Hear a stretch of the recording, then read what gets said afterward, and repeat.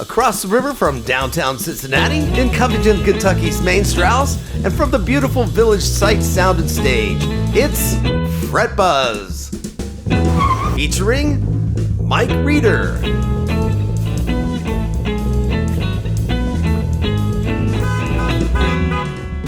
William Gilmore Weber.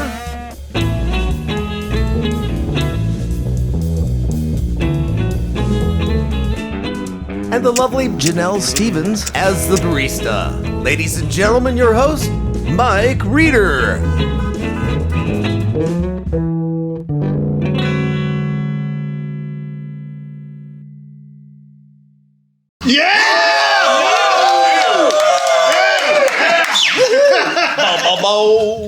Bass show. Big bass. Big bass. I'm here with my people. Peeps. My bass peeps. The tribe. The Kings of the Womp Womp. Bam Bam. Yeah. Thank you guys for coming, man. Thank you. Cool. Thank you for having us. All right. Yeah, we're going to talk some 4-string today. No five. No fives. No 5, No no seven. 6. No need. Odd number ones. Jocko didn't need 5. Right. No, that's right. Sometimes people will ask me, like, how come you never play a 5-string? I was like, man, if you need a 5-string, you just got to practice more. Well, you got to lower your intelligence. Yeah. You know, or IQ or whatever. That's what the keyboard Just players say you don't for. play country, that's all. That's right, exactly. It's true. Hank didn't do it that way. That's right. So, guys, we made it down here for the big bass episode. Thank you so much for coming. Finally. Thank you for finally having made us. it. Yeah. I've been looking forward to this. Chris was going to come, but he didn't make it. make Unfortunately, Freak Bass Chris had some family stuff he had to deal with, but we got 3 of the best bass players in town, and I'm so happy Yeah. you guys are here. So. And William, too. Yeah, I'm here. Actually, great I'm bass player. Never not here. Never not here? Yeah, not here, Yeah. never. He stays here. Yeah. He sleeps here. He just lives in the corner. He just lives back in That's the true. He was in the chair when I showed up. They throw True. scraps. You know. We throw him some breadcrumbs in the vocal booth every now and then, but Yeah. well, thanks for coming, guys. I know you all probably been busy because you guys all play in like 25 bands apiece. Only one now. Only Yeah. one. I've cut it Yeah, down. really? It's better that way. Just Yeah. three for me. Just 3. Bob, what do you got, like 40?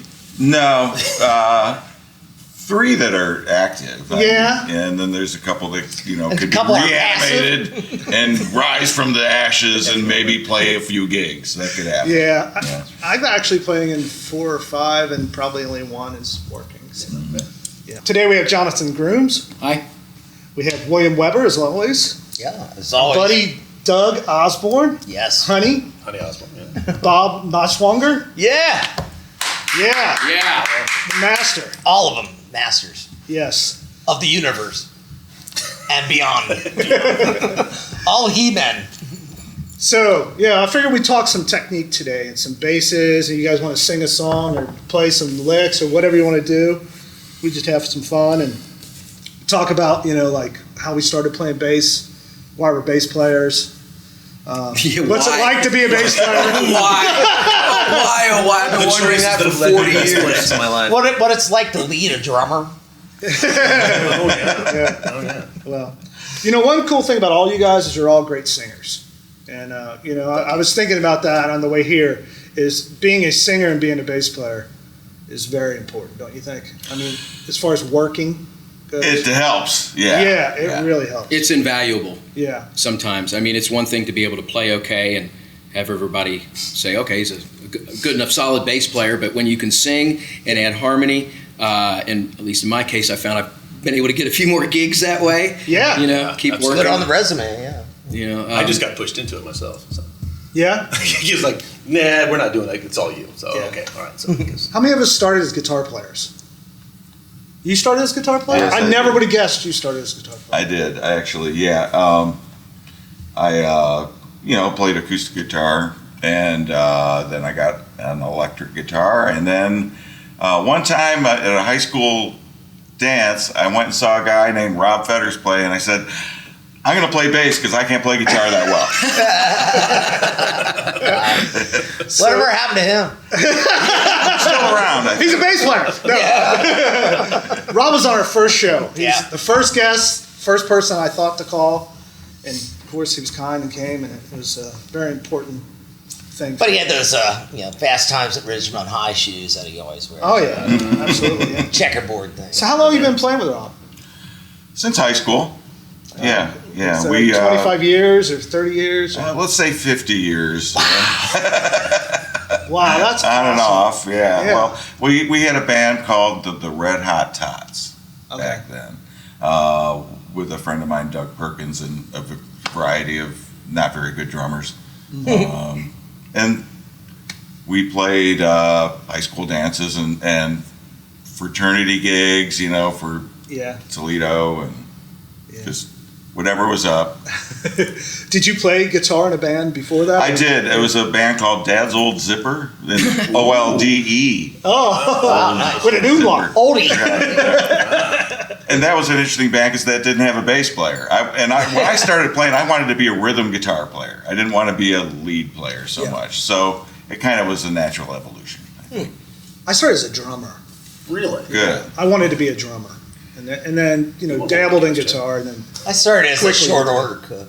yeah, you made it to dishwasher. Well, a lot of times that a lot of bass players do start as drummers, and that's where the rhythmic thing comes from. Yeah. Obviously, Jocko started out as a drummer. I didn't know that. He did, and he broke his wrist playing football when he was about 12 years old, and he couldn't hit the snare anymore. So he said, "I'll just switch over to bass," and that's what he did. Greg Tudor, that plays with Roger Klug, drummer first. Yeah, Yeah.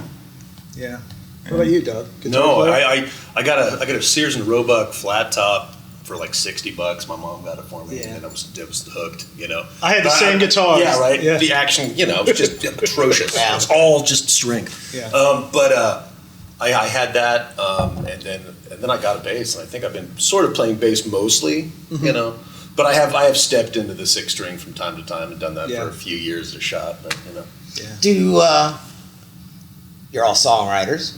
Do you write on bass or do you write on guitar? In my case, guitar and piano. Okay. I never wrote a song on a bass ever. Really? Okay. Ever. It depends for me. Generally, a lot of times I'll hear a groove on the bass, and then I'll go to a piano and And then fill it out. fill it out. But a lot of times I'll write on piano.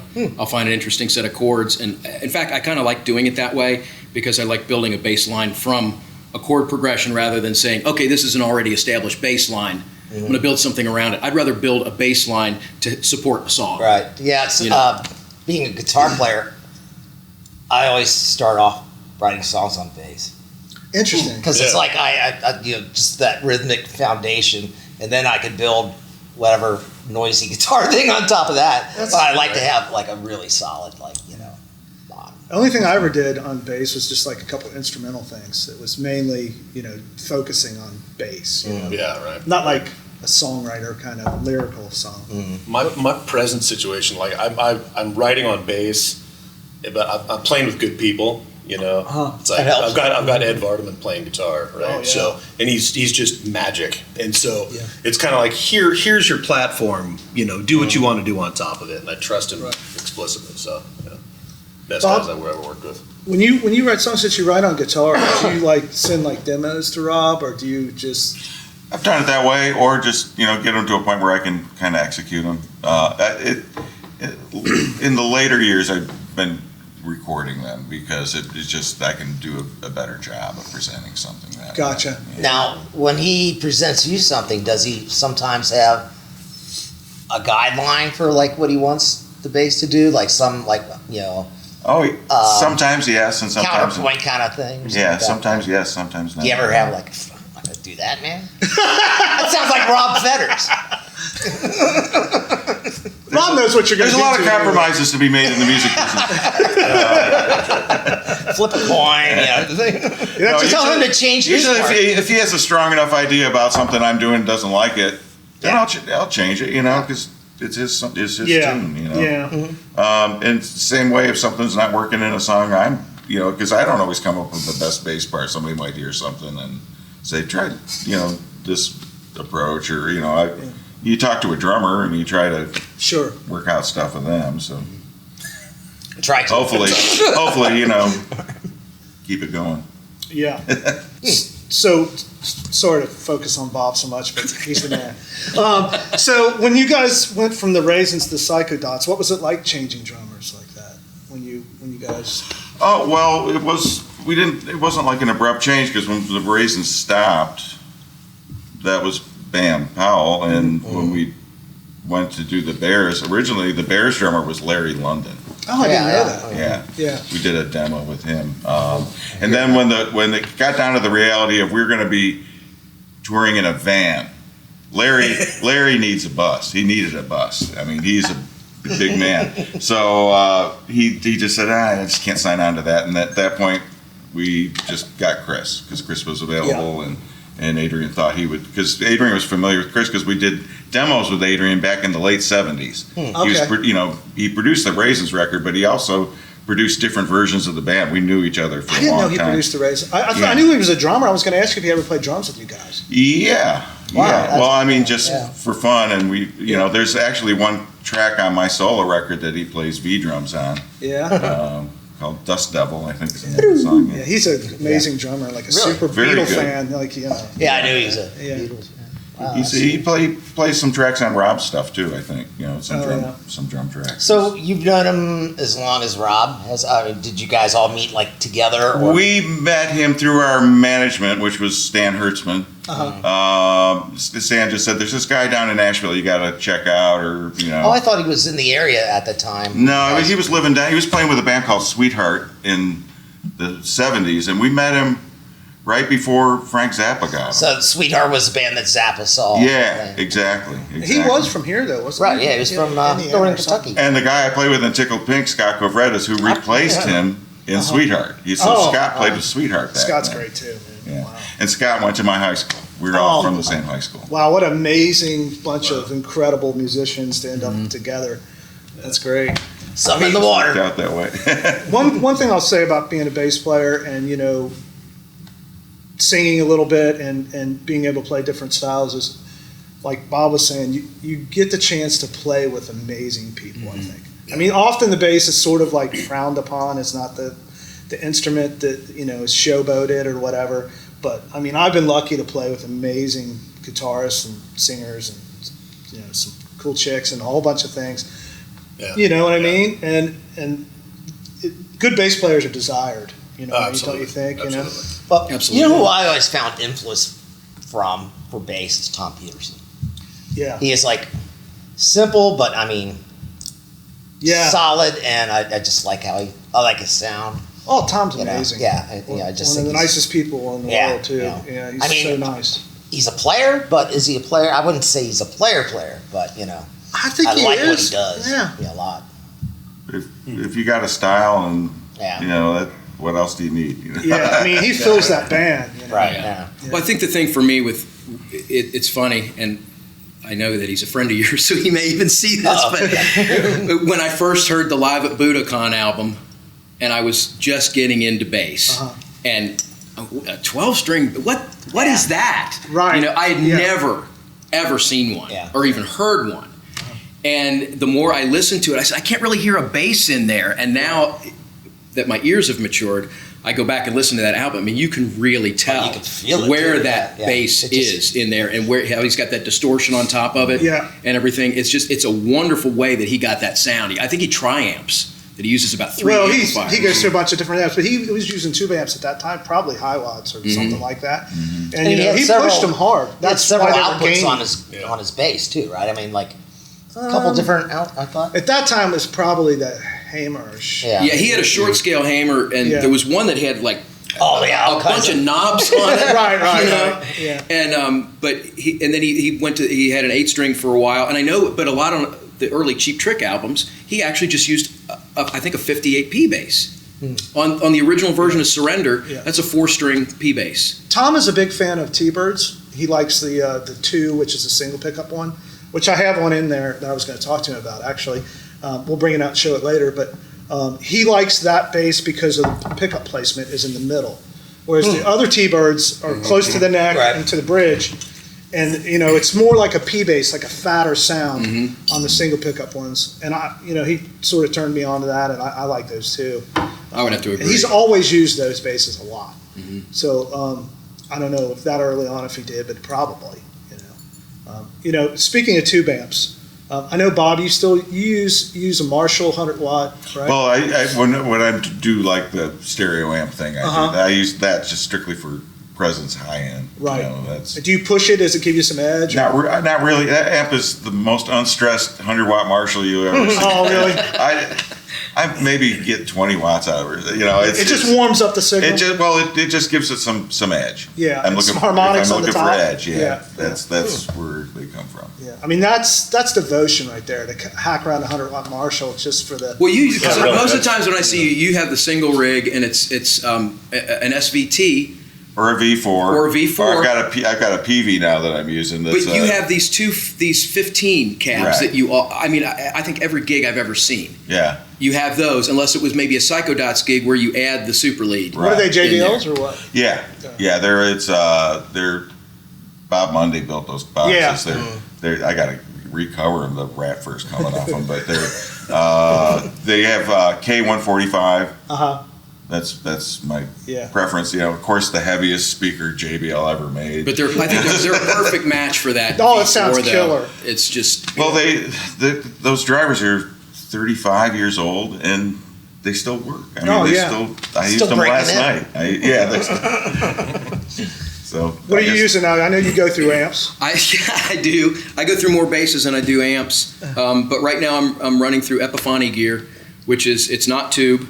I was using Ampeg for a while. I thought once I tried the tube amps again, they're heavy, but there's just a sound that's unmistakable for bass. So what head are you using? I'm using an Epiphany UL901 head right now. I was using a V4 when I was doing the Ampeg stuff. I still use their cabinets. I love them.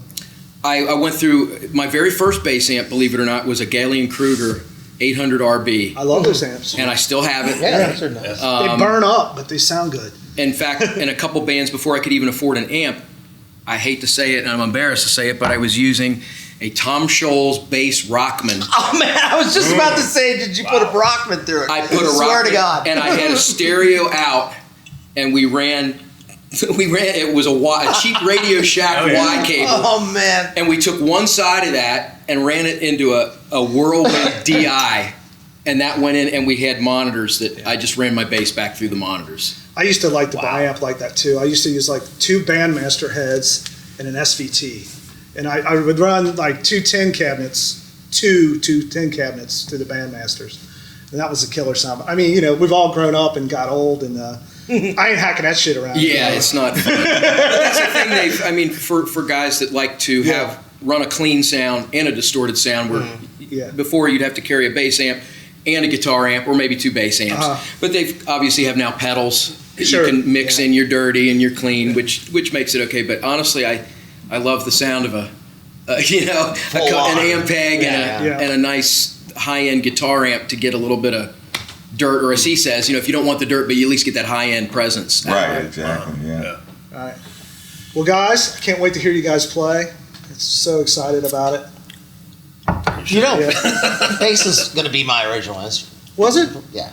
Oh, yeah? I never told you? I don't think so. What's the deal? Well, in junior high or something like that, I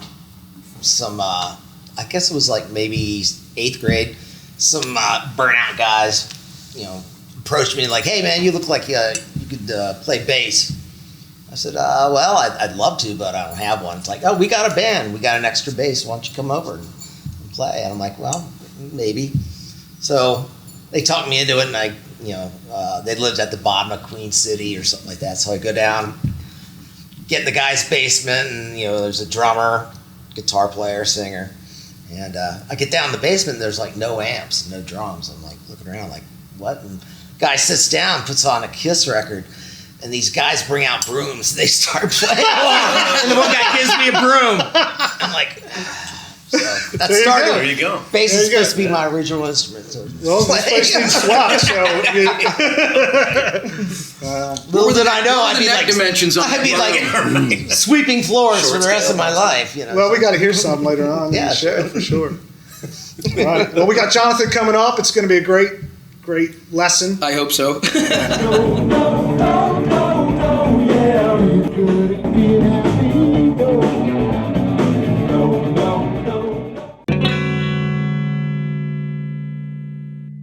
Welcome to Fret Buzz 14. Son, you'll never be useless. can always serve as a bad example. I don't know what I'm doing here. You're not sleeping with Bill, are you? Davison. Hi, how you doing? You got many illnesses, man. Well, there's many states. Actually, got the COVID 20, I need to say. Oh, yeah? You skipped one. 20 pounds. It's just great having 4 Marshall stacks cranked on 10 again. That's awesome. Playing outside. You guys did that at Miller's, right? That's great for him. He's wasn't as big. Ace Frehley had the smoking guitar, and that's fine, but I never saw him make a giraffe. So he's damaging his brain and his hearing. But only one side of his brain. I think the boy summed it up. Well, I don't know how I got here. yeah, I was killer. Well, yeah, you put on a Yeah. black custom with a Bixby. Yeah. Are you gonna have to pay royalties? I am the fence post turtle in this group. The More Gigi references. if you ever drive down the road and see a turtle sitting on a fence post, he doesn't belong there. And you have no idea how he got there.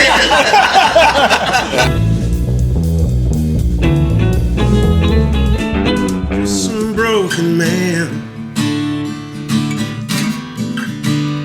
clearing out the wreckage. Well, I don't think that I'm dying, but I sure don't feel alive. Never was part of the plan. Too much risk in making a stand.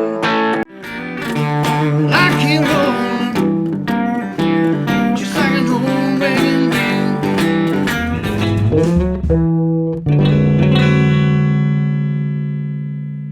Yeah, we're back on the buzz. Oh, Jonathan. Right. Yeah. John, I think we're wheeling out an amp. Yeah. You need an amp. We're wheeling a very special amp, from what I understand. Yeah. slow. Ooh.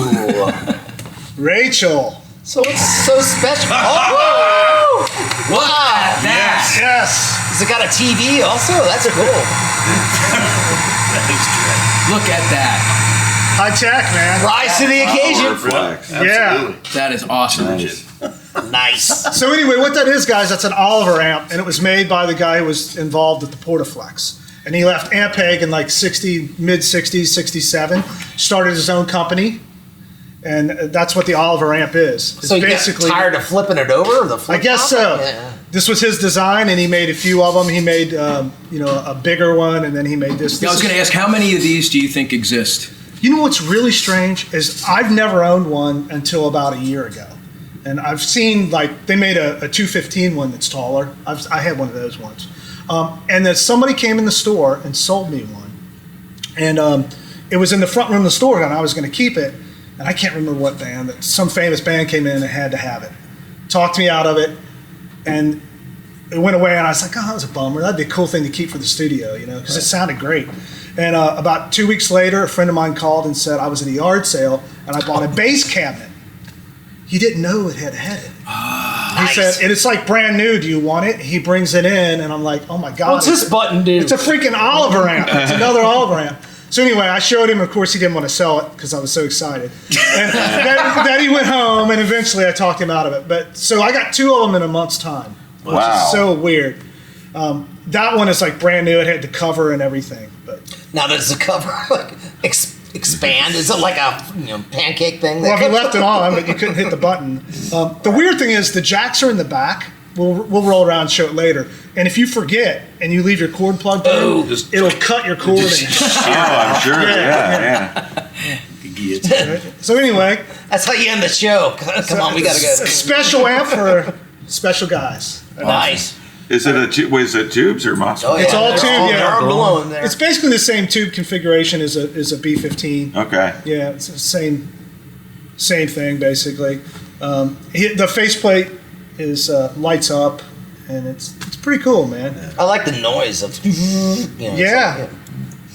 Elevator going up. Yeah, what's weird is people think it would break, but Because that's the first thing I think of when I see an amp like that has some kind of a gadgetry. You think, okay, there's just one more thing to go wrong with it. With my bass. It's like power windows, you know. But the thing is, everybody has just hit that thing. It's like, check this out. I mean, all day long. It's like a million times. I got to grease my amp. Yeah. Oh, it's like even if the amp doesn't work, you can just keep pressing the button to impress people. Well, thank you, Rachel. Yeah, turn it around for the audience. The amp. Yeah. Good night. It's kind of like the band that Anchor Grill. It is. Yeah, right. There we go. I gotta take my amp to the shop. The motors went bad. The motor went bad. I think it's a sewing machine motor, actually. Wow. We're lucky to have the lovely Janelle join us. Yes, hi. A week late. Thank you. Yeah, a little late. So what day is it today, Janelle? It is Sunday. I've been told on the 30th of the month. So I thought it was the 24th. Well, you know what happened with Mara. You're cutting it I was close. expecting no people. I was like, okay, this is my last show. So I call her like, hey, are you on the way? She's like, yeah, I'm going to make it on the 30th. I'm like, well, today is the 30th. How fast are you going? I feel like since March hit, since COVID, my brain has lost track of what day, what time. Yeah, you're not the only one. Yeah. Do you guys have fears that you're going to miss a gig sometimes, like wake up in the middle of the night? It's like, oh, man, I'm not going to make it. It's happened. Yeah, I've had that too. I've had that a day later, yeah. So anyway, what coffee do we have, Janelle? Today is 319 coffee. It's a rich roast. It's mild, and it'll get you up as long as you remember what day it is. It's good stuff, too.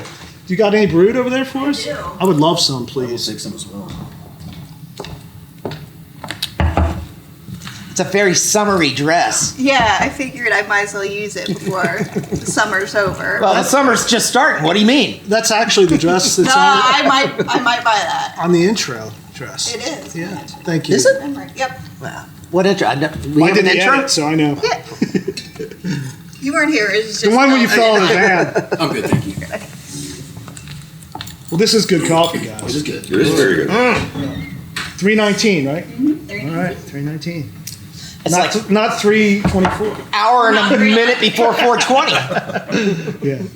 So anyway, got some coffee in us. Jonathan's going to entertain us with some great tune, I assume. Play some bass licks on her grave. Yeah, well, that's the thing. It was a little difficult to come up to figure out exactly what I was going to do today, because generally you have singer-songwriters, and guitarists, and obviously someone with a chordal instrument, something considered a chordal instrument, such as piano or guitar. It's much easier to play a song and convey a song. Yeah. So I said, well, do I want to do something flat? I'm just going to sing a song. Okay. This is a song I wrote. I honestly don't know how long ago I wrote it, at least 10 years ago. I recorded a demo of it. It's never been released. I see. This will be the first time that my kids have heard this song, and it was actually written for them. Okay. So, not trying to be cliche or No, mushy, that's but awesome, man. it was written for them. It was at an odd time. I obviously in this business we're in, musicians and the music biz, we lose a lot of friends over the years. Yeah. And at that time, a lot of guys my age and even younger than me were passing away left and right, and a lot of them had kids. And I said, what can I, if something ever would happen to me, what can I say, what legacy, not legacy necessarily, but what can I say to my kids that will help them feel better throughout a loss, So I was trying to figure out what my friends' kids were going through. And the fact that maybe their parent had not been able to leave some sort of message for them, because they did go so unexpectedly. Yeah. And then I look at this years later, at this song now, and I'm still here, I'm still kicking, I'm a survivor. Yeah. So I think it still rings true, and I don't know. We'll just play it. Well, thank you so much. And see what we think. Yeah. All right.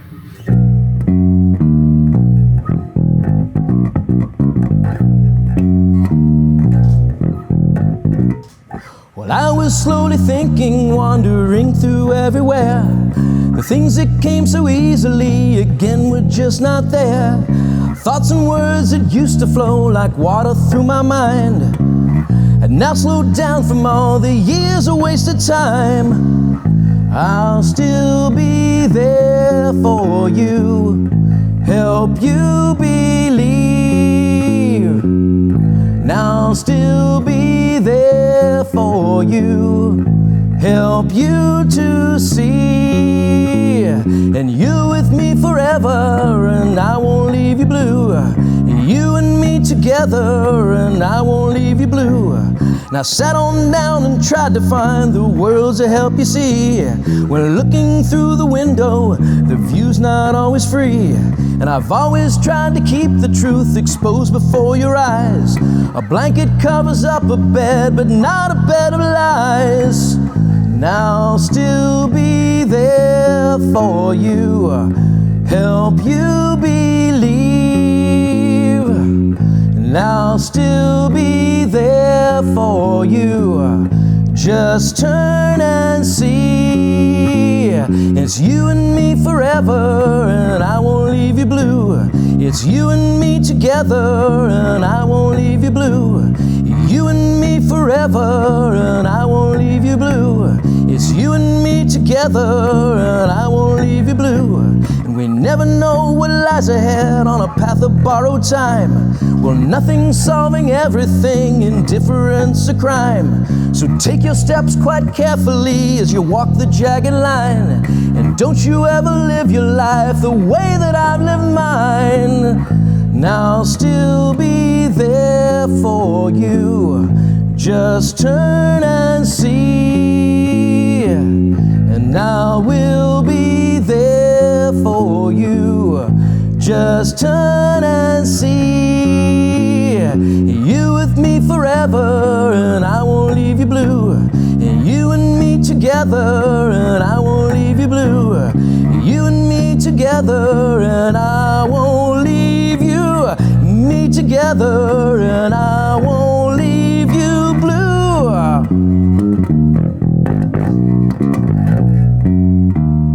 And I won't leave you blue.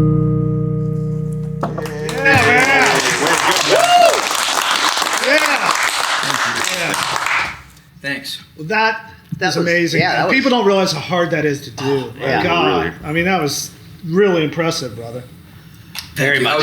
Yeah. That's super cool. Yeah. It is. It's difficult doing that because It is. Because, you're thinking about melody, you're thinking about pitch, you're thinking Timing. about Rhythm, all those words, timing. which that was a lot of words. Thinking about the pizza you ate last night. It was like a Dylan song, dude. I mean, sometimes too, you probably find this as well. When you've done a song forever, and especially if you played it live with your friends, it comes more naturally. It's more Yeah. rehearsed. Like this- and yeah. something like this, that I haven't really performed Right, with yeah. Oh, yeah. anyone. It's just, Yeah. when I recorded this, I played the piano. I did, Sure. Yeah. you do all this stuff on a drum machine and Yeah, put it on exactly. your cassette 4-track.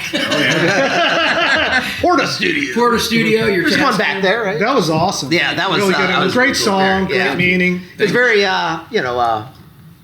kind of like soundtrack, kind of like. It had a Motown vibe. Yeah. Yeah. Thank you. Yeah, I really love that. So, do you have a big Jamerson influence? Is he one of your Not really guys? till later on. I was more into Geddy Lee and John Entwistle. Yeah. And as my tastes and my listening matured, not that people that listen to Rush or The Who are immature, but Yeah, I have the same journey myself. So. but yeah. I mean, I kind of didn't know who Jamerson was like the rest of us because obviously the credits weren't given on the records. But I heard a definite sound and on his. I think heard it through the grapevine was one of the first things I really noticed where the bass. Yeah. Gladys Knight's version, I heard it through the grapevine. It was where Jamerson just really shined. Isn't there like a YouTube that just that bass soloed out? Oh, there's lots of them. Yeah, There's a lot that's of them. amazing. In fact, somebody put it into like not actually music notation, but just direction and pitch, intervals. Oh, and to see how the bass line flows, Yeah. Wow. and how musical it was. Yeah. Well, I think that bass sounded great for that. It was Yeah. cool. Yeah. That's a 16 stack knob. It's the first year. It's an all original bass. It's one of my personal basses. It's light. Yeah, too. it's light. It's not quite as light as some of them, but I mean, it's not overtly heavy. Yeah. All these basses have roto sounds except for the Gibson bass, which I forgot what strings I put on that. But, everything, I like dead rotos, so. I flat wounds. Yeah, you were flats. Dead flat wounds. Yeah. Those might be half rounds that I put on the Gibson bass. I can't remember. But yeah, that had an awesome growl to it. Are you playing with both pickups wide open? Yes, both pickups were wide open, and I had the tone control on the bridge pickup down a few increments. Yeah. That's You about know, it. people don't really realize this, but I'm sure you guys know, a jazz bass is just a humbucker pickup that's split far away.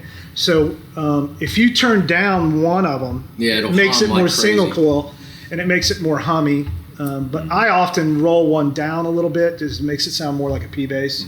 I know you said you like to take that bridge pickup down just I take a little it down bit. just a little bit. I It's used to do fatter that too way. when I played it Yeah. straight jazz. Yeah.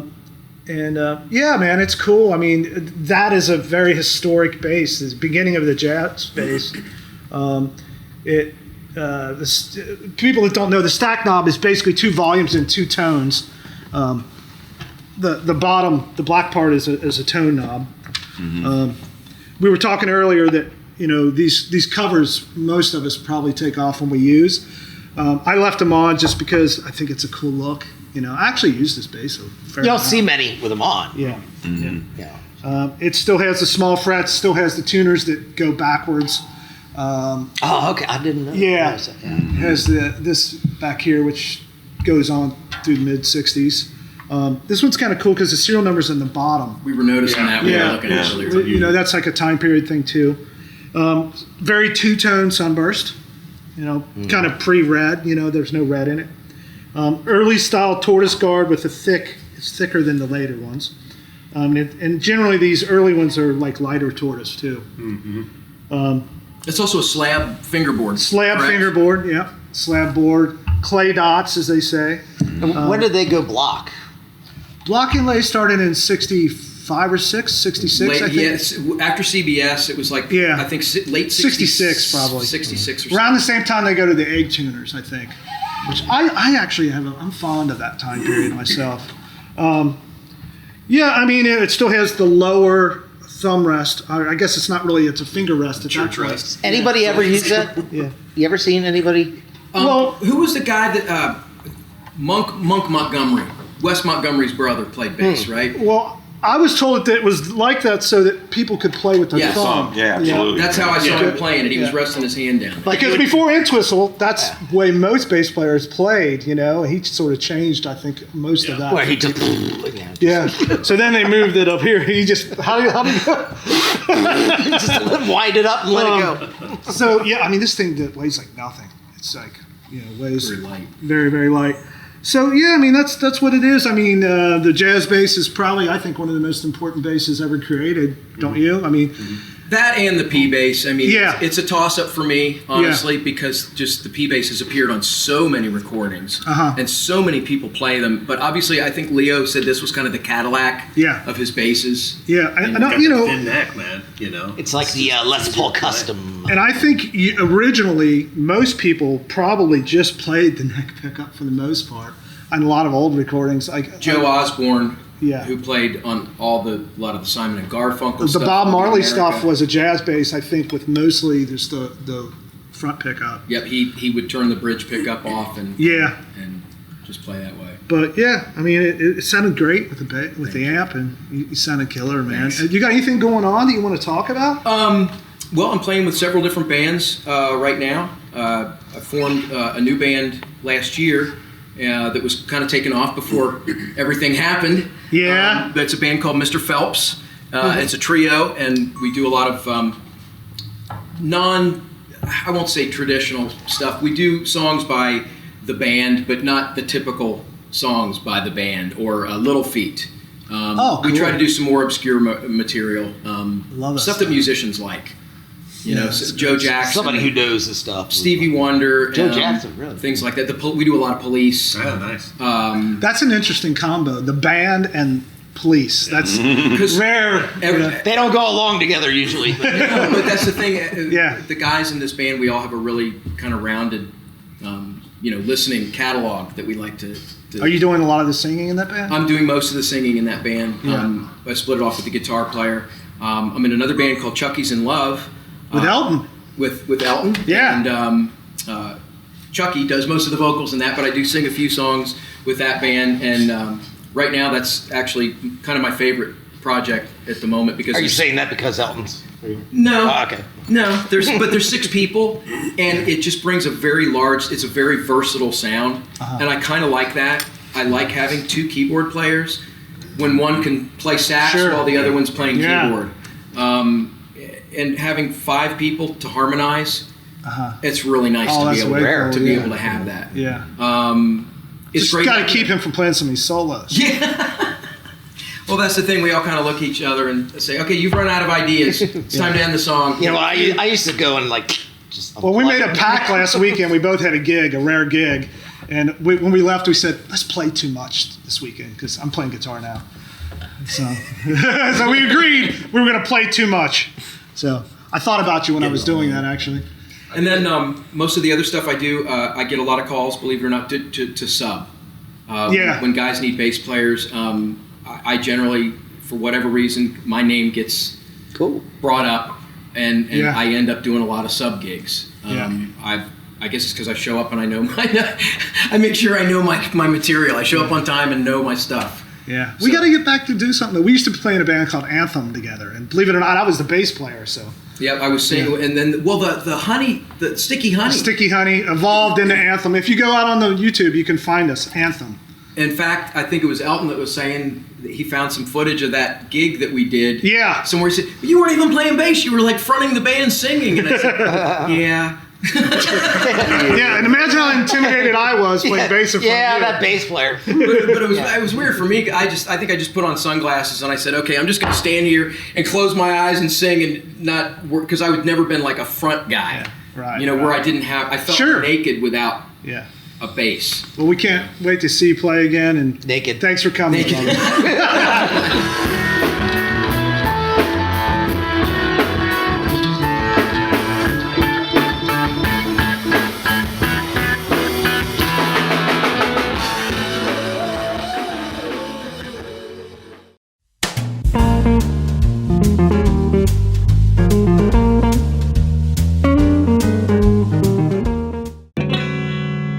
Has a tail and apes don't have tails. I'm on the wrong side of the glass. Yes, October 25th, my birthday. So. That'd be like a birthday suit? No. That would be a show right there. Does your heart still pound? I'm so glad you made it. I did. It's early, but I think you have the most in-tune instrument, weirdly enough, so...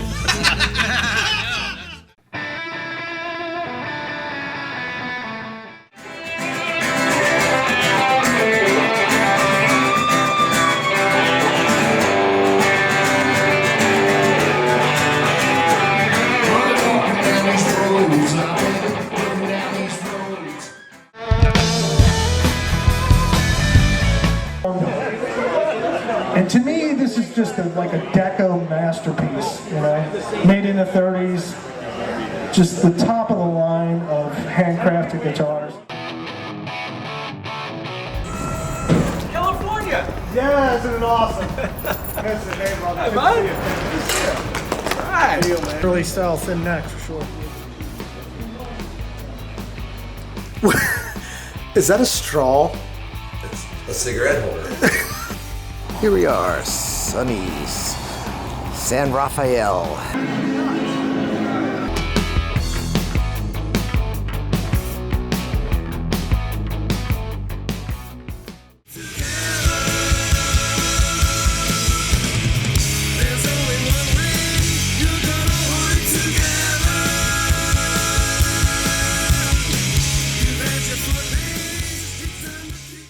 Ball. Yeah! Dog. Slap it. Yeah. I know you're a Gibson fan, so... I am a Gibson fan. I picked you what I thought was one of my coolest Gibson basses. And it's awesome. It really is very, very cool. That is a 1952 EB1. Absolutely. Like, I need one. Yeah. That's cool. That is cool stuff. Yeah. Yeah, man. Yeah.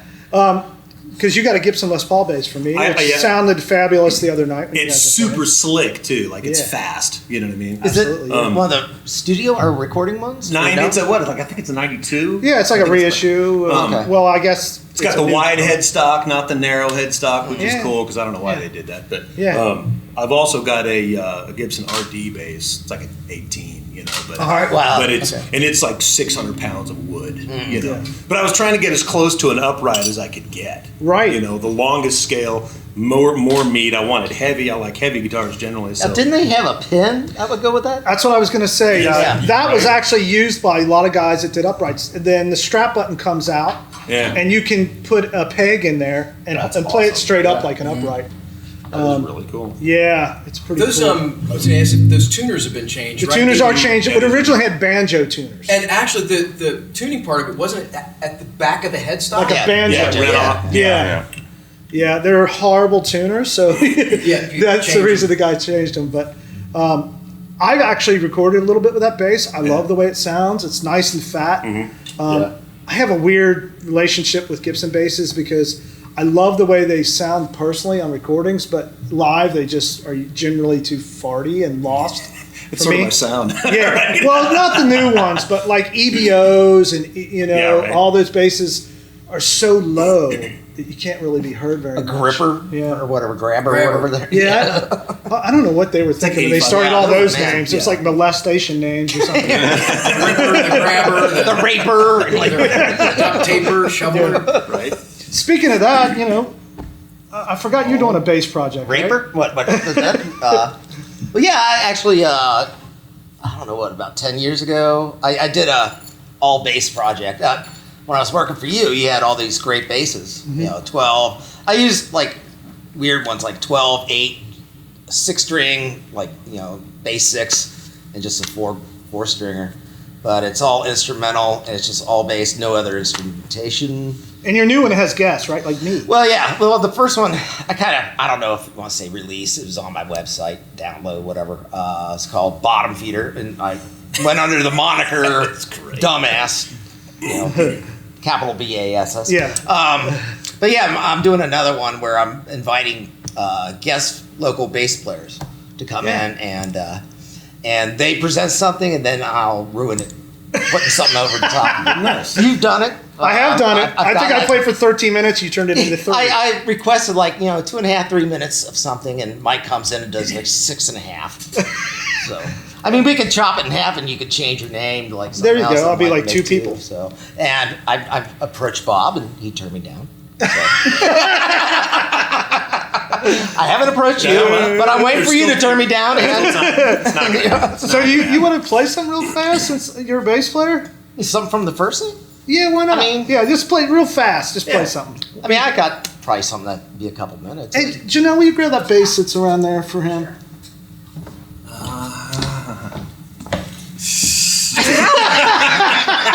You're bringing back memories, isn't it? Yes. What year is this? Well, that's pre-CBS. Well, guys. Yeah, exactly. Like from your high school days. Yeah, junior high. Yeah, I went far with this. Yeah. I was gonna say, are you doing sweep arpeggios? There you go. Yeah. Do we have a stand for this? Oh yeah. Thanks, guys. Really Thank appreciate it. Well, anyway, A Doug. lot of love.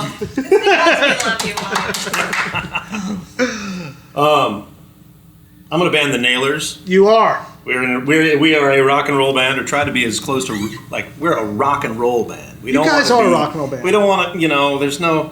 We verge on soul a little bit from time to time. We try to kind of think that way. You kind of don't dip your toe in there. I kind of thought you guys had like a ska kind of See, thing. now that is funny. We hear that from people, but I don't feel it. I don't see it. But we have a baritone sax player, so and we're wearing suits generally, so it's kind of like it goes. We're not the pork pies, but that's the kind of. There's some People there's gotta some say that. flavor to that. It's great. There's nothing guitar wrong with music, that. by the way. You're two-tone. Right, So I'm just trying to just like Lemmy. If you've ever noticed it, this is like the Just like Lemmy. Lemmy, Oh, yeah, okay. the white shoes, Right. coolest guy around. Just don't drink like Lemmy. You play a video game for like 15 hours in a row at the end of a bar. Why not? But this song is Vampire. It's called Vampire because Ed Varden was like, we need to have a song about a monster. If you're a garage band, you have to have a song about a monster. Oh yeah, Absolutely. Yeah. And then so Robots too. You have a robot song yet? no, that it's Fast maybe- Cars. No, Oh God. a lot of deceit. A lot of Truck stop nurses. No. There's some 3 ideas for you right But there. there you go. Dragster cheerleaders. Yeah, so it's just dumb, fast rock and roll stuff. Is this song on the This song is on. This is our second song on our new 45. Wanted to be on vinyl my entire life and just missed the boat. It was like nobody did vinyl when I really started recording. It was straight on to cassettes, and then it was like CDs when some giant factory, some giant scientific factory did it, And then we did that, and then I started playing rockabilly and upright, and nobody recorded anything. So for years, so it's like this is my first actual vinyl recording. It's one around here somewhere. I don't know. I saved it. It's in the other room. Good. We'll show it. We'll fly it up on the Buzzatron. Hey, right on. So we're trying to push that right at the worst possible time to try to play live music, right? So, but Of course. yeah. Yeah, so make sure you guys go out there and get that because it's awesome. Yeah. You guys played it at the gig last week. Yeah, or whenever, right? Yeah. So Yeah, killer stuff, man. It's I really fun enjoyed stuff. it. Cool, man. All right. Lay it down.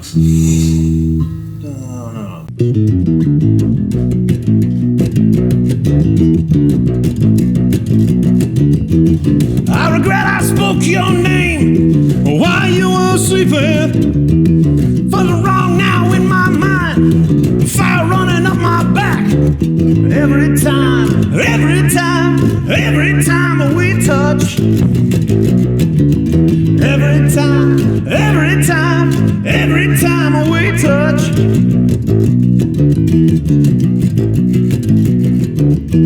She's got the power over me that I just won't stop. She walks around just like a cat, in and out my dreams. Every time we touch. Every time it happens, every time we touch.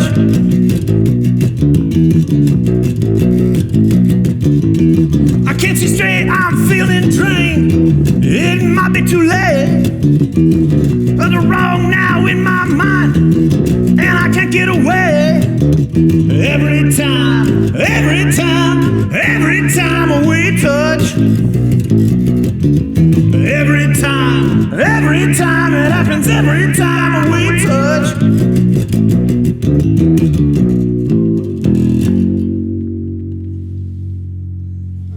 Yeah! Detroit was hot right there. Detroit wheel sound, man. Bass sound, yeah, that's excellent, man. Yeah, absolutely. So that's sort of what we do. It's one of our originals. I really like the sound of the pick. Yeah. And I've got a weird thing. So I play half the songs with my fingers and half the songs with a pick. So, and I'm always like, I just got to get better. I got to be able to finger the rest of the songs, and it just doesn't have the sound. There's something about the attack, especially with the Gibson basses. If you use a pick, it adds this. It really lends to the attack and the growl. And I'm all right-handed. You know what I mean? I'm all like, that's where my push is, because I played slap bass for so long that it's like this. That's the jackhammer, so to speak. Yeah. So. Was that a killer? Yeah. As an upright guy, you ever sit in on a gig or somebody says, "Come on, play a song," and their strings are like that high off. Oh, absolutely. Oh my God! You barely play. It's like you just gotta change you change where you're at. But I mean, coming from upright though, was that really a play into it though, as making it difficult? Because if you were used to upright, unless you set your action lower. My action was actually pretty close on the upright. I tried to keep it.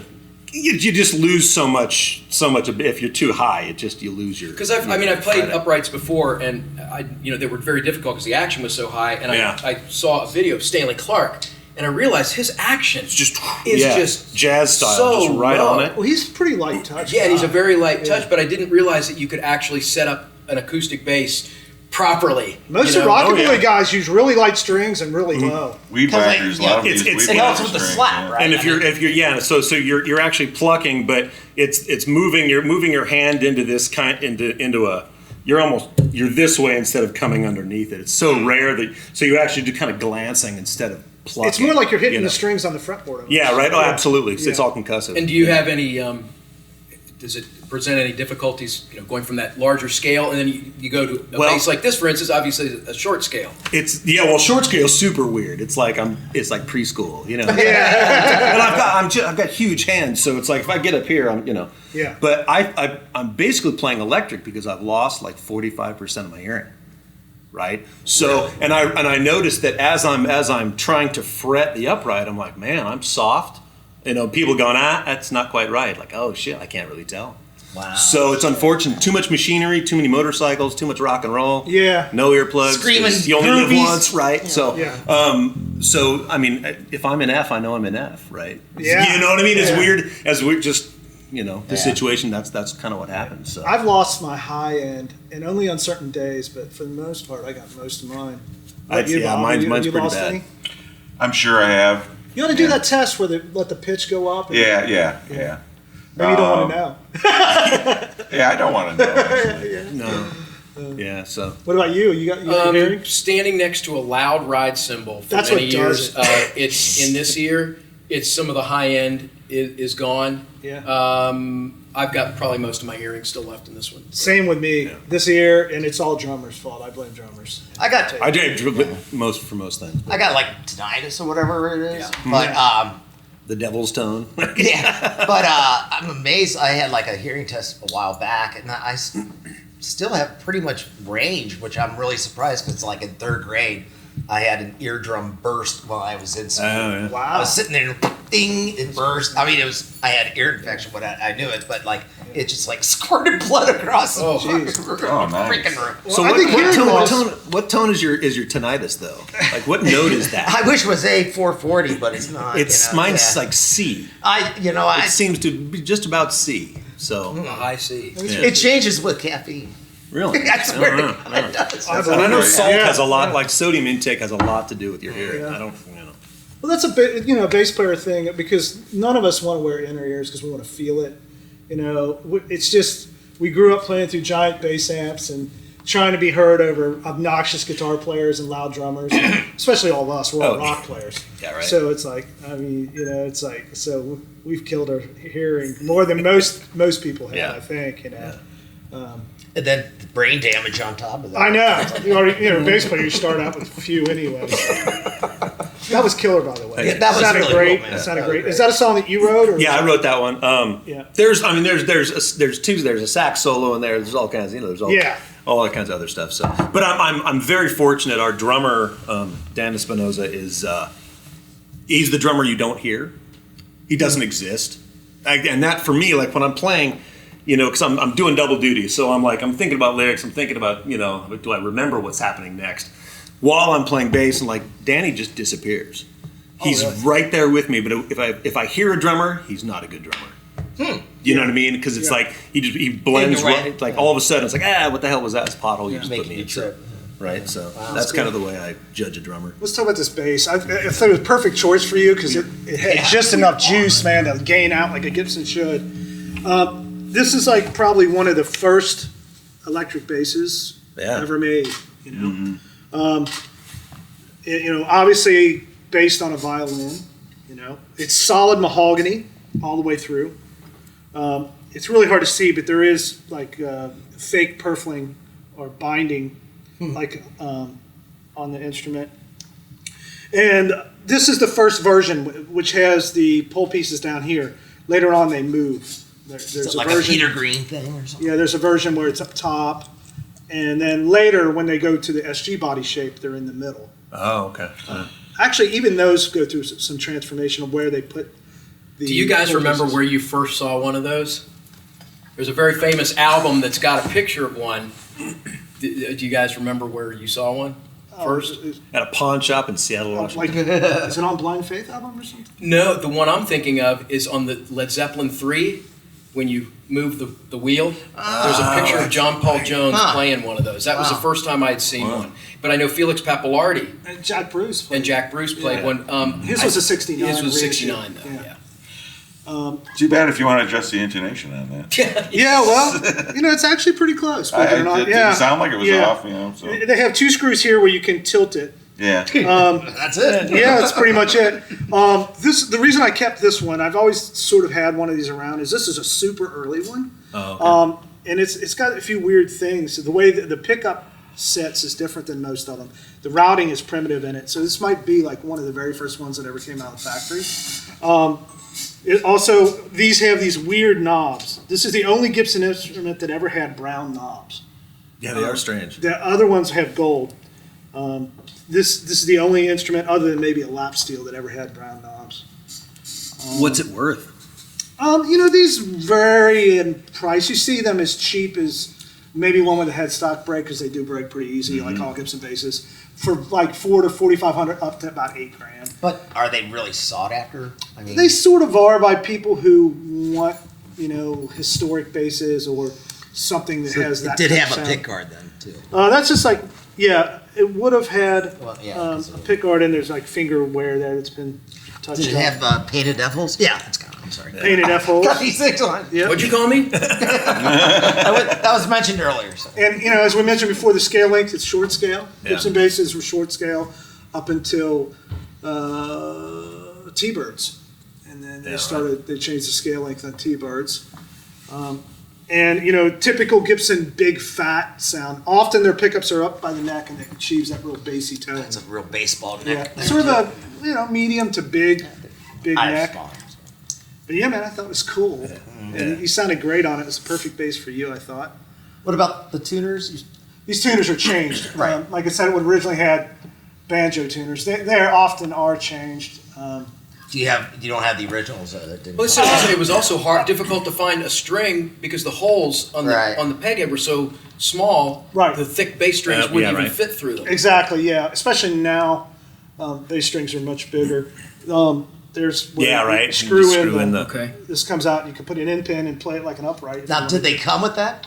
Yeah, they did. Do you still have the pin for that? I don't know if I have it or not. It might be in the case, but I would never ever. They I were would never do that. They were telescopic too. You could tighten them and right. put them to the right. Play like a barbecue, shish kebab.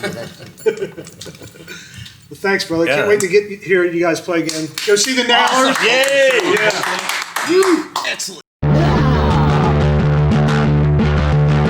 Bringing you the exciting new sound of the wah-wah pedal, the Now sound. It's Ron's family.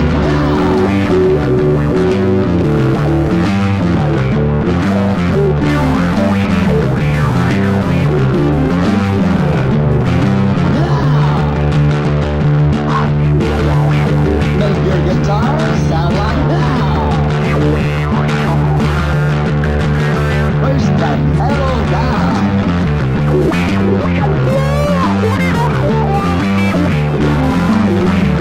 Play it without the wah-wah pedal.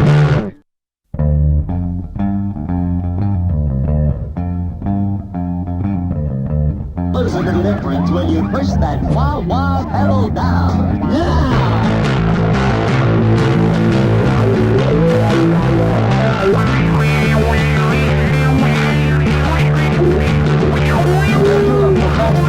Sound like one. Push that pedal down.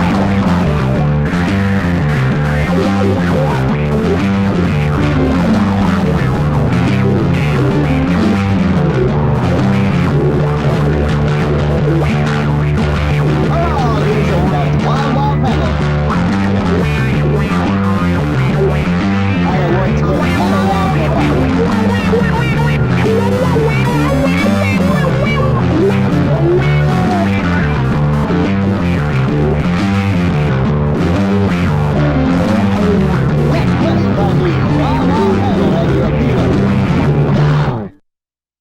And here we are. Now I'm sitting in the magic seat now. Playing a No bass pressure. is far more valuable than anything I've ever owned. I've had so many basses stolen that I determined it back in '92 when I was in Louisville playing a gig. Had 4 basses removed from my van while we were sleeping in the van. Well, no, we were sleeping in the Red Roof Inn, I think. So at that point, I resolved never to play an expensive bass on stage again.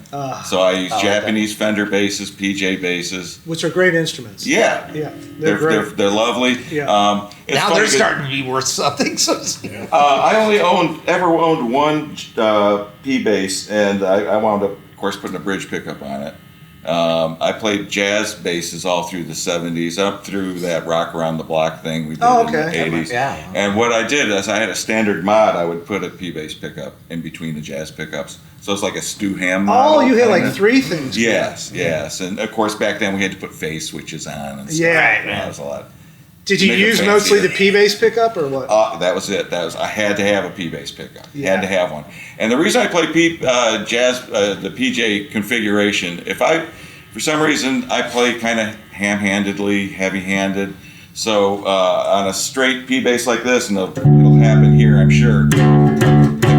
They kind of splat a little bit. And for some reason, when you have a bridge pickup and you can just take a little bit of... Add some clarity? Yeah, for some reason, it takes that mid-range splat away from the... Yeah. It's an electrical thing, I think. Yeah. You know, I don't know if it's but whatever. That's why I play PJ basses. Okay. Not to throw anything off subject here, but I just am curious. Who had more effects, Rob Fetters or the guy from Rock Duster? I have no idea. Such a random weird question. Rick Bizance, is that his name? I think so. He had like every electro harmonics pedal at once on. Well, Rob had he actually, we were big Todd Rundgren fans and still are. But back in the 70s, he had this thing that looked like a bathroom scale on a stand, and what it was called an Synthi EMS. Hi-Fly. Exactly, a Synthi Hi-Fly. It was an EMS thing, Yeah. a British Yeah. thing. Mm-hmm. So Rob's always been an effects guy. He's always had a lot of effects. I had one of those once. I've been looking for one forever. It was an interesting device. You know, it not totally usable. Right. That's why I want one. Yeah. What got stolen, Bob? What got stolen? Yeah.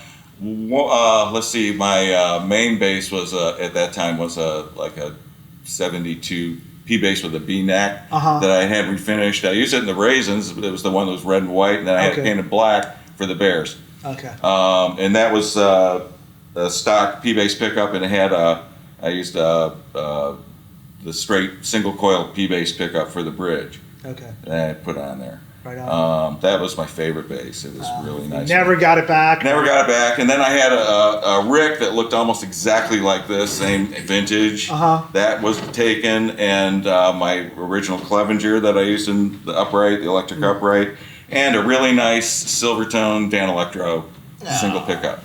Those are the four. Those are some weird basses. You think they would turn up? You know, that's crazy.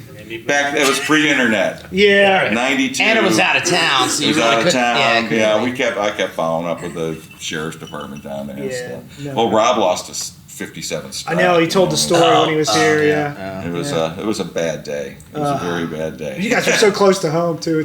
You were in Louisville, right? Yeah. You could have came home. That's weird, though. Coulda, shoulda, Yeah. didn't. That's cool. Yeah. So, over the years, what is there one particular song with the Raisins or the Bears or Psychodots or any of the bands you played with that you thought was like a particularly bass-centric showcase? Yeah. The hit. Yeah. Yeah. Fear is Never Fear is Born. Never The Born. bass solo in has that an is actual bass break in it. Yeah, So like an actual I thought I'd solo, play yeah. that for you so you can see how it's done. Absolutely, yeah. Tried figuring that out. It's basically I'm a 3-finger player. Most guys are 2-finger players. So the reason I learned how to do that is just because I wanted to be able to play a lot of high-speed eighth notes or whatever in a song. I thought it was getting bowling tired. or something. It was bowling. It could be bowling. I don't know. The first guy I saw playing that way was Rob Grange, who used to play with Ted Nugent. Oh, okay. Yeah. Who I'm Facebook buddies with, I think. Yeah. But he's the first guy I saw playing that way, and I thought I'm going to learn how to do that. It's not natural. It took me a long time to get it, but now it's just the way I play. I play 3 fingers too. Do you ever go backwards and to get the back of your fingers too? Not too often. Yeah. Not too often. Yeah. But the reason I do is because that's what I can do on 2. 3. Yeah. Big difference. Yeah. It's like a Steve Harris. So Fear is Never Boring basically is I'll just play the song. You can kind of hear how it goes. It starts off with just the riff.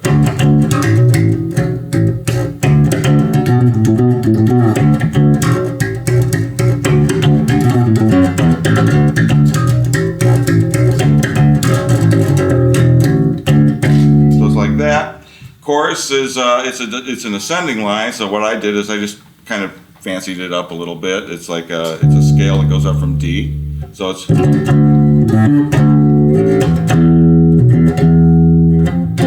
It's not. Wait a minute. I gotta play it, right?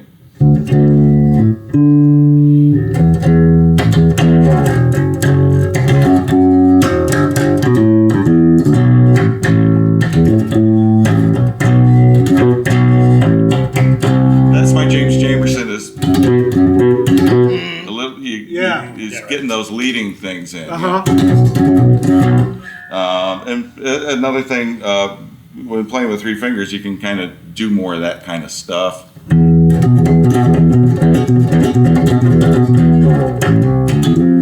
So the middle section, when it goes to the solo, I'll play the solo for you because it's just basically, if you're a two-finger player, I guess you would just go. Can't do it right. Do it with three. That's the riff. But sometimes if the drummer's really going crazy on a certain night, I gotta play it like it's very fast. You know, so, and you gotta keep doing it. And sometimes they delay the vocal. So it's like, how many times am I gonna have to do this? That's crazy. The hand starts cramping up and stuff. So yeah, I'll play that. Slow.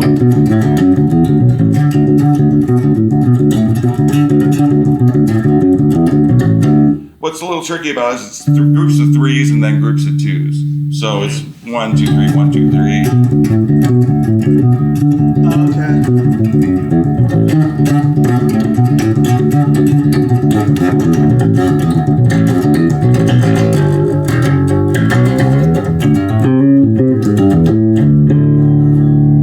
Cool. There you go. That's it. Yeah. You're able to utilize the open string on that. Correct? Yeah. Oh yeah. Yeah. Yeah, it's all pull-offs, right?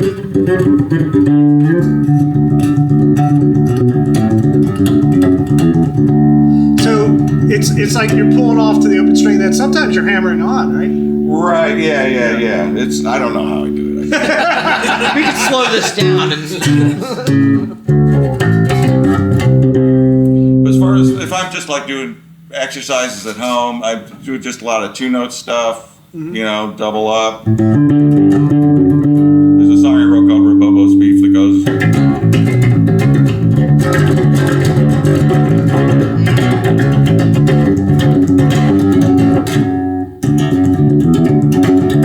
This bass is set up a lot lower than I used to play. So it's rattling.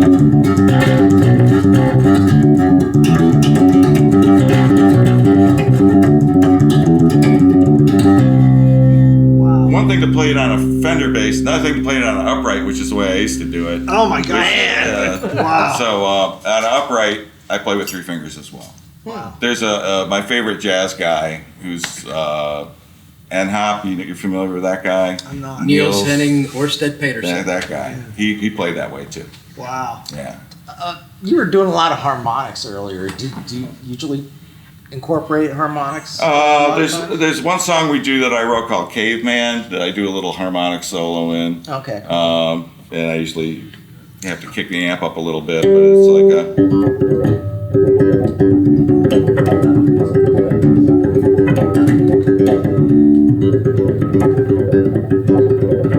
Not getting enough. I actually kind of need to buzz.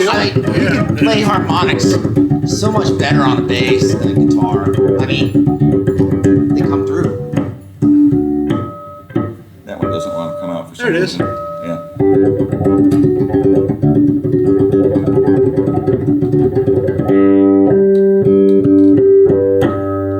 Yeah. You know, something I wanted to ask earlier, you mentioned you started out on guitar. Yeah. But when you did switch over to bass, out Yeah. of necessity or whatever, who were some of the players that maybe you noticed right off, or maybe some of the, some of the instruments? Well, obviously you said you fell in love with the Fender P bass, but what kind of players really did you take notice of? That whistle was God, as far as I was concerned, and Jack Bruce. Right. I mean, back in 69, 70, those were the guys. But see, the thing was, listening to Entwistle at first, for me, it hurt my playing because I thought Entwistle was he's not a proper bass player, obviously. Yeah. He has a different sound, a lot of attack. Yeah. He doesn't play like a regular bass player. Correct. So Yeah. how did you differentiate and maybe kind of evolve into your own thing from Entwistle? You changed everything. Well, it's funny. The guys I really emulated when I was first learning how to play was Entwistle and the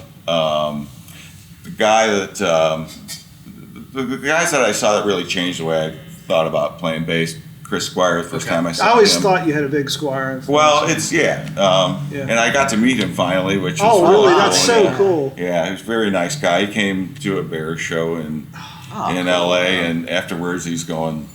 In fact, he even mentioned us in an interview he did for a magazine. Oh, that's so neat. He said, "I went to this great show in L.A., and then he said we were like the early Who." That's that's a pretty big compliment right there. Yeah. Were you like a Paul Samuel Smith Yardbird? I mean, I kind of hear. Yeah, I was aware of those records, but I wasn't a guy I kind of studied. Okay. I liked being a Todd Rundgren fan. He had a guy named John Siegler that played with him, and I learned a lot of technique from watching that guy. He did a lot of that. There's a song called Initiation, which is we kind of ripped off the rhythm of that for Obsession of the Heart, which is a Raisins tune. But John Siegler was a real good, and I think he was a three-finger player too. Who else? The guy that totally blew my mind when I saw him, and maybe it was the window pane, I don't know. John Wetton. I saw the John Wetton, Bill Bruford version of King Crimson on the Lark's Tongues tour, and sonically the stuff he was doing was nuts, and the fact that he sang as well as he did while he's doing all this stuff was just... Because he was using like a very distorted kind of... He would be distorted. He could clean up. I mean, he had a lot of different things going on. It's like screaming, like a jazz bass at that time, I think? No, he was playing a P bass. He was playing a P bass. Through a high watt amp. Okay. Yeah. And him and Bill, oh my God, they're just unbelievable. Yeah. And I know it wasn't the drugs. It was Well, it was the heat of the moment. Yeah. I want to thank you, man, because you're one of my biggest influences. Well, thank you. You really Always are, dug and your play, everybody here has enjoyed everything you've ever done. Oh, so. thanks. I've Thanks been for lucky coming. to be involved with a lot of really cool projects and play with a lot of talented people. You're a legend in town and throughout the United States, man. We all appreciate you, brother. Mm-hmm. So what's coming up for Bob? What's coming up? Well, there's 3 bands that I work with that play out regularly. I play with Mark Sastry and the Bluebirds every Sunday at Latitudes. Tickled Pink is Bam Powell and Scott Covrat, who is another high school buddy of mine. Amazing band. Yeah. We play original music, and we played last night at the pub. We play every last Saturday at the pub in Rookwood. And they've got us playing another gig every month. You play a lot of upright in that band, don't you? Not a lot, but some. I bring the Clevenger for that, and what else? Bucket, this band. It's Lee Rolfus and Bam Powell and myself, and there's other bands that come up. The cool recording projects I've been playing with Mike Tittle. Mike was on his show. He's News he's a Society great works. drummer, but he also can play guitar and write. Amazing songwriter. Well, and like Chris Arducer, I played on all his Grave Blankets records pretty much. Okay. And, you still work with Rob much? Or you guys doing? Yeah, actually, I got to go home and work on a track for his new record. We're kind of going back and forth online, and don't let him give you. Oh no! I take.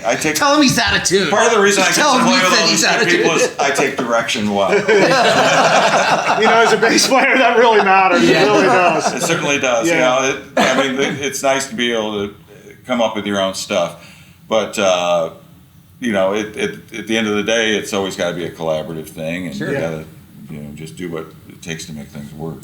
And making records is the most fun. Well, just tell him your Fret Buzz performance outshined you. He'll love that. Well, I appreciate you doing that. I know you were planning on doing guitar, and I dropped the bass in your lap. And that's okay. Whatever. I thought if I was going to sing a song, I'd have to have some more more harmonic support. Yeah. Because my voice isn't that good anyway. So. Well, that's a 58P bass. We didn't talk about the bass. And the reason I brought that bass and not a 52 is because, that's the first year of what I consider to be the real P bass. Split pickup, big headstock, the P-bass body shape as opposed to the earlier style. And I always loved that bass. Entwistle played a 58 with a maple neck a lot. Right. So that was a big influence on me. And So do you prefer maple or rosewood? What? You like maple or rosewood, or doesn't make a difference? Rosewood's fine. Actually, most of the bass I play the most and that I connect with the most is my fretless PJ. Okay. Yeah, I didn't Like get a to lot say my fretless jokes, so that's good. I play then. I play mostly fretless with Tickled Pink and with Bucket. With the Bluebirds, I use a fretted bass more. And wow, that's interesting. Yeah. Yeah. Playing fretless and singing is kind of like flying a helicopter as opposed to driving. It's like, It did wonders for Sting. When you're doing that, do you have the pitch and the vocals and find it with the bass, or vice versa?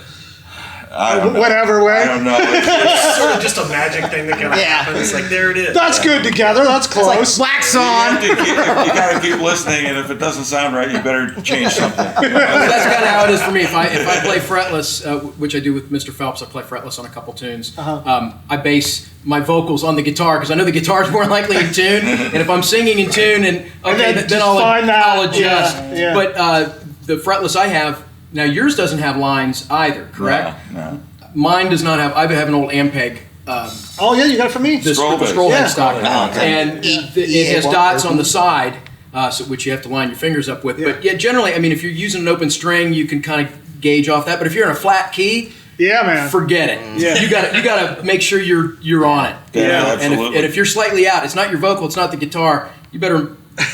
Micro adjustment. This hand needs to go this way or that way. Blame the drummer. Yeah. So fretless, you got to be able to hear it yourself. If you can't hear it, you're dead meat. You're dead meat. You know that. Yeah. Exactly. Yeah. Well, guys, thank you so much. My bass buddies, I appreciate you all so much. Great show. Thanks for coming. My favorite show. Yeah, it was a great show. Love you guys. make sure you go out and support the bands. Yes. Coffee up! Yes. Yeah! Woo! Wait, I have to do the. We're not worthy. We're not worthy. We're not worthy. You and me forever, and I won't leave you blue. It's you and me together, and I won't leave you blue. You and me forever, and I won't leave you blue.